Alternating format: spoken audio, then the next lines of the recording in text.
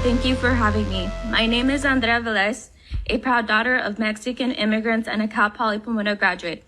I was raised with morals, kindness, respect, and always doing what is right. I am soft-spoken, but today I must speak for myself and for those who cannot. On Tuesday, June 24, my mother and sister dropped me off at work. Seconds later, unmarked cars swarmed the streets and masked men in plain clothing began chasing and attacking people without identifying themselves as ICE. One of them ran towards me. Terrified, I'd used my work bag as a shield, but he slammed me into the sidewalk and accused me of interfering. When I asked for his badge or a warrant, he refused and handcuffed me. They didn't believe I was a U.S. citizen or bothered to check my ID. My mother and sister saw it all. Powerless to intervene, they called 911. But LAPD assisted ICE instead of protecting me. Another U.S. citizen, Luis Hipolito, was detained that day for recording. He was pepper sprayed, beaten. They minimized his pain as not a big deal, despite convulsing, bleeding, and struggling to breathe. Only after he was into shock did ICE call an ambulance. I spent most of the first day shackled in a van, watching others arrive distraught and taken against their will, while ambulances came and went for those attacked. Inside, I was denied the right to call my family or speak to a lawyer. ICE refused to disclose my whereabouts. Requests to use the bathroom or asking for food were met with hostility and anger. At the Metropolitan Detention Center, I could not access drinking water without purchasing a cup.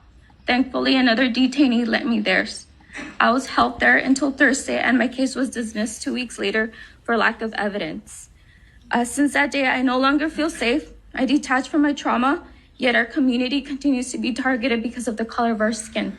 I urge you to hold ICE and other agencies accountable for dehumanizing our Hispanic and immigrant communities. Thank you. My name is Diane Figueroa. I am a proud first-generation Mexican-American. What happened to me almost exactly 2 months ago on October 10, 2025, was not law enforcement. It was violence, blatant racial profiling, and a shocking abuse of federal authority. On my regular commute into Chicago, I approached what looked like chaos. Moments later, my life changed forever. A silver SUV with double tinted windows suddenly swerved into my lane and struck my car. The driver's face was almost entirely concealed. Hat, dark tinted glasses, and a face mask.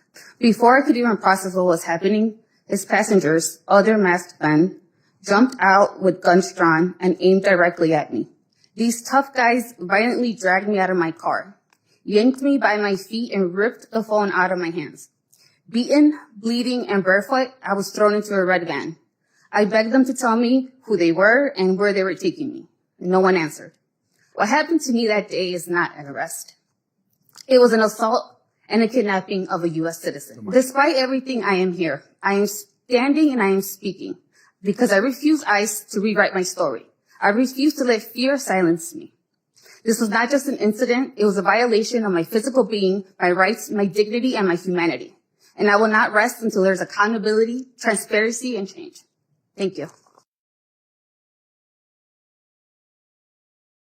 The line of agents approaches my car, surrounds it, and so I'm trapped in my car and the agents are surrounding my car, banging on my window, my driver and passenger side banging on my window, pulling on the door handle, telling me to get out.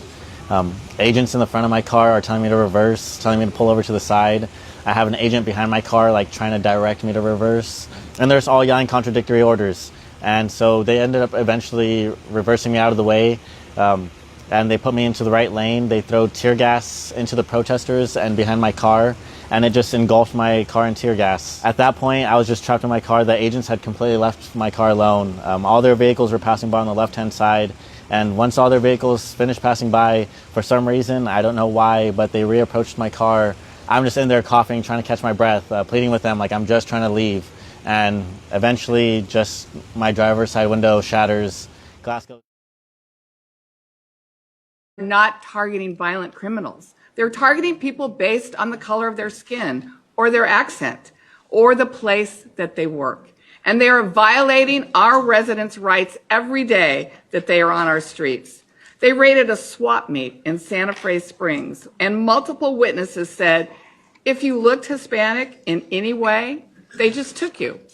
In Whittier, ICE arrested a man walking on the sidewalk only to be forced to release him hours later because even though he was a Mexican national, He was here completely legally on a tourist visa.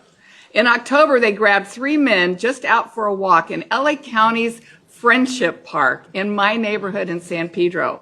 When our LA County Parks and Recreation employees asked for identification, the ICE agents threatened to arrest them.